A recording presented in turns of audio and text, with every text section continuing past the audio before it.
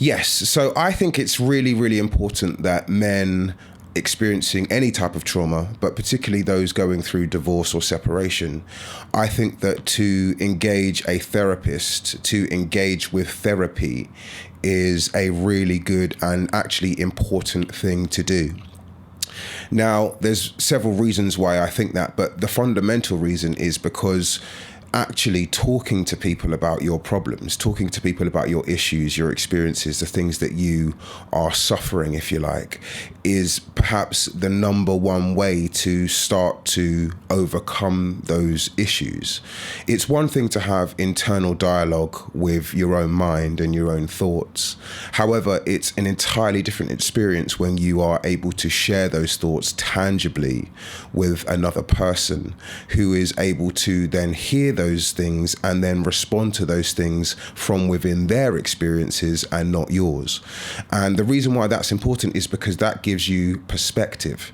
Now, when you're going through something traumatic, perspective is often the thing that's most challenged, right? What that means is that you will start to internalize a lot of things as negative. You know, a lot of the weight that you start to feel and feelings of anxiety come from this me mentality. It's happening to me, it's me, and it's only me. And that starts to perpetuate and actually leads you down a pretty dark path. So again, one of the first things that's really important when suffering something like this is to talk about it. Now, you could argue that that could happen with a really close friend or family member, and that's absolutely true. You'd be surprised how many people are actually engaging in therapy just by meeting up with a friend every week and having a conversation about some of the things that they're going through, and mutually hearing about someone else's life and struggles as well sometimes can bring balance to perspective as well. However, being able to engage with someone so frequently and to be able to have discussed something, them understood it, heard it, perhaps even responded, but now week 2, again, second meetup, whenever that is, third meetup, you're going deeper and deeper into these things and perhaps starting to unravel some things about it.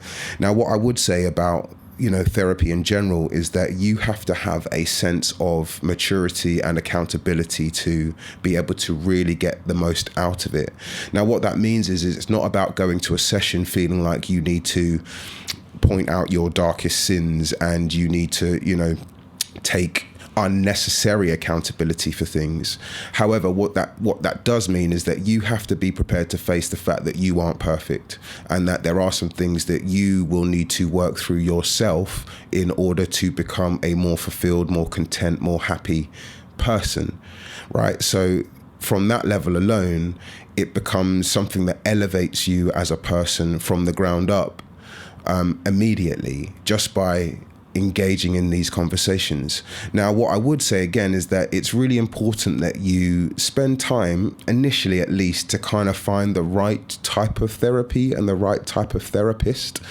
There are several out there, and there are many different types of therapy that you can engage in. And of course, I would argue that depending on the type of person you are, might change that type of therapy. But essentially, you can speak to people who will help you with various aspects of life, issues, trauma, etc. However, they vary in their methods. Some are far more active in the way that they will respond to you and provide you with more thought-provoking things to think about. Some will enable you really just to kind of take yourself on the journey and perhaps prompt you to finding some of the answers to some of the problems that you're experiencing. Some may even have more extreme methods of giving you direct,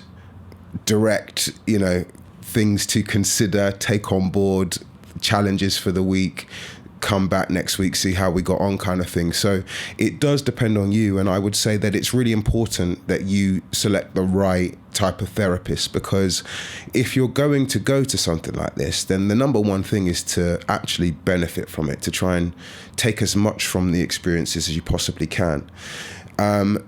again, what I'll say is that you shouldn't necessarily sign yourself up for a year's worth of therapy, right? I'm not saying that you can't go for an extended period of time, but what I'm saying is like, this is something that you would like to sort out, you know, not necessarily something that you would like to medicate with ongoingly. Now, depending on the trauma will depend on the time that you feel is relevant and relative to be in therapy sessions.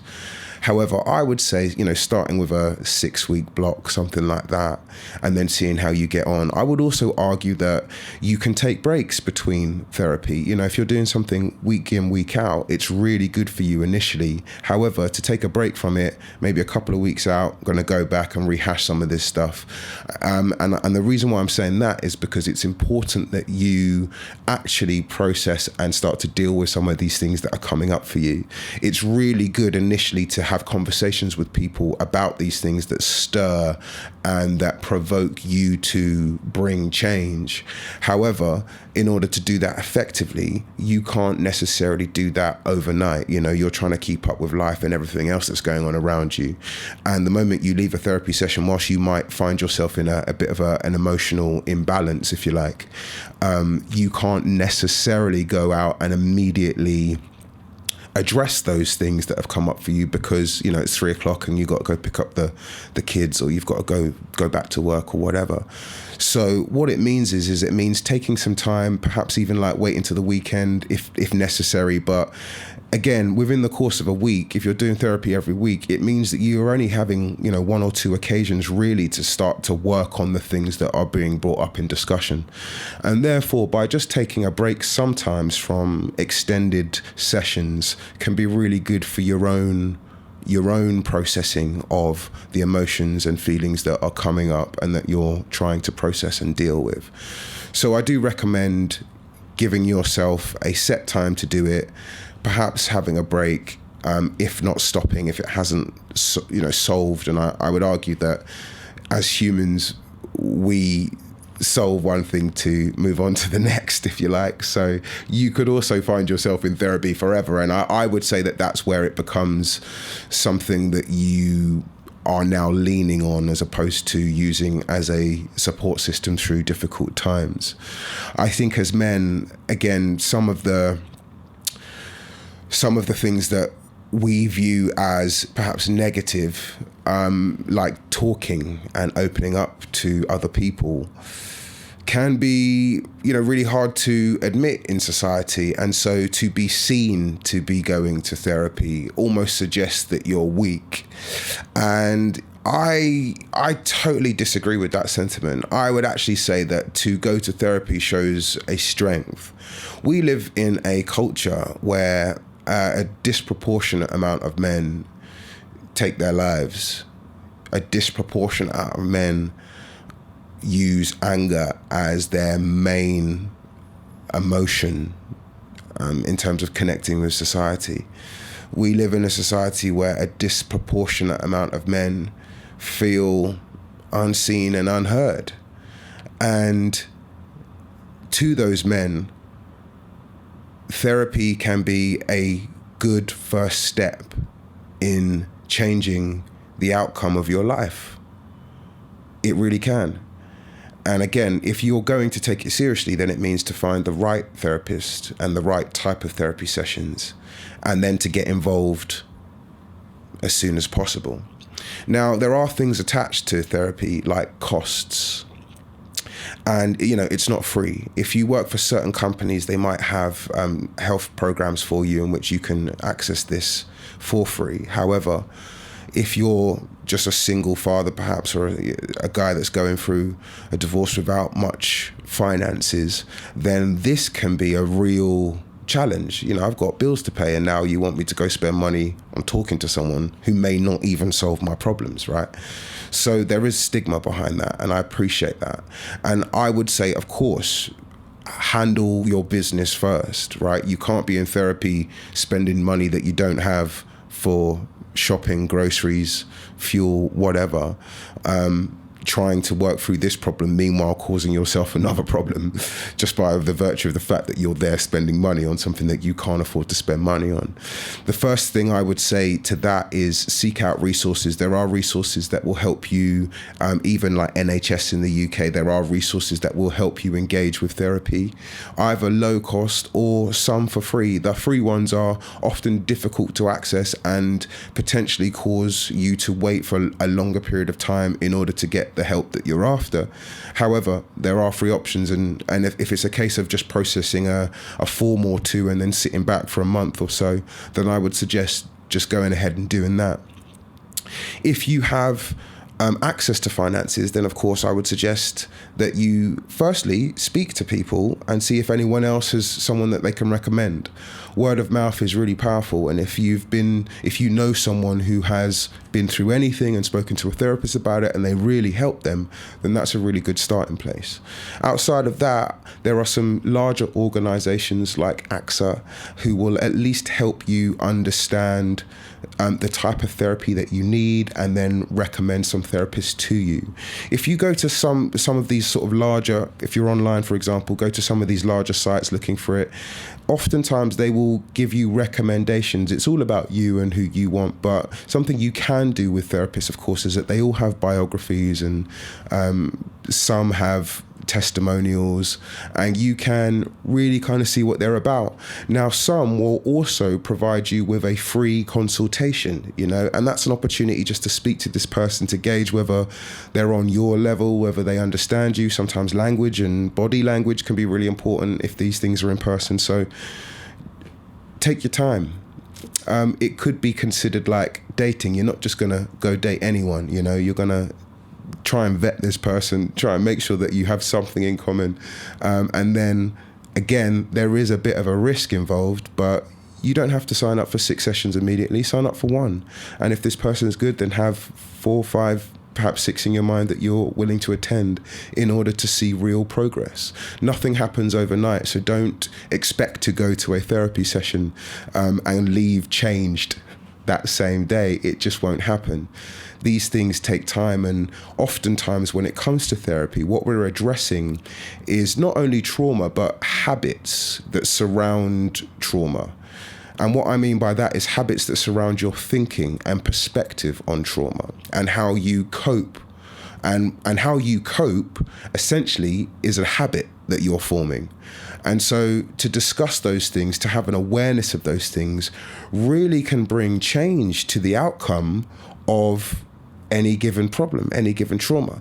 Now, again, I'm not saying it's miraculous work in that you're guaranteed to just bounce back or feel 100% better, but it is designed with the right person to change your thinking, change the way that your habits are now formed, again, over extended periods of time. Time is an important factor here, but your habits are formed over time, and therefore that's why to engage in therapy over somewhat an extended period of time, like I've mentioned, up to 6 sessions initially.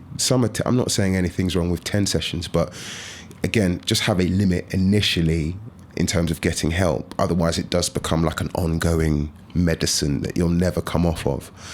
And like your fix, if you like. And again, that becomes another thing that you're now leaning on. And I don't think that that's necessarily healthy, but to use it as a method of addressing some serious issues and some problems that you're going through that perhaps you don't feel like you can open up to anyone and everyone about, then I think it's massively, massively important. And I will say again that if you do have someone that you can open up to, a friend or a member of your family, then start there. Because even the idea of going to therapy without really knowing how to talk about your feelings can be quite overwhelming as well. So just as a starting point, find someone that you're willing to just share some information with. And actually what that really means is to share something that you feel slightly vulnerable about. I won't share my vulnerabilities with everyone, but I feel like there is strength in sharing them with the right people, because the right people provide me with the right mindset to then approach those things and change my outlook and my experience with those things. So to just have good people around you is important as well. Now, I may say that taking that for granted. I feel like I've got a lot of good people around me, and it's because I feel like I invest quite heavily in community and relationships, right? But if you're someone that hasn't necessarily done that, and perhaps you feel like you don't really have many people around, then I have said this before, but engaging in community is really important. Find a community and you'll find strength within that. Find a friend. It doesn't have to be a best friend. It doesn't have to be like your brother or anything, but just find someone that you feel you could have a conversation with and slightly open up. Again, you don't have to jump in the deep end. You don't have to share anything that you feel really uncomfortable sharing, but just perhaps something that you wouldn't share on the usual, hey, how are you kind of conversation that enables you to essentially test and try out how people respond to you sharing your emotions. Because the first thing that you'll find is that it's not that bad. And actually, you find a lot of people have felt the same, feel the same, or can help you with how you feel. You know, I'm not saying that's the guarantee, but it's just a likely outcome of sharing sensitive and personal things in safe spaces, right? And I think that really is the bottom line of what therapy is providing people with, is the opportunity to share vulnerable, intimate things about yourself, personal details about yourself and family members and friends and things that you're going through and work, etc., with someone that is providing you with a safe space to do that, good ears that are listening to those things and processing that, and perhaps then sharing thoughts of their own that could perhaps impact the way you're thinking about it, a third person's point of view, if you like, and then enabling you to process your own thoughts in order to provoke change of habits. Habits are things, again, that we do over time. We form them over time, but they're done daily. So an approach to that is what I do today could form a habit tomorrow if I pick it up tomorrow. And if I consciously pick it up tomorrow and do the same thing, and I consciously pick it up after 10 days of doing the same, by the time we get to, I think it's 30 to 60 days. I mean, that's a huge window, but it's somewhere between that time, depending on the person, depending on the mind, of course. It then becomes something that you no longer consciously have to pick up to do, right? So it's like being a child and brushing your teeth. I don't consciously, I've got to go brush my teeth before I leave the house. It's just an action that my body does before I leave now, because it's so much a habit of mine, right? And the same thing becomes with any habit. You consciously decide to do it to start off with, until it then is overridden by unconscious behaviors, which are our habits.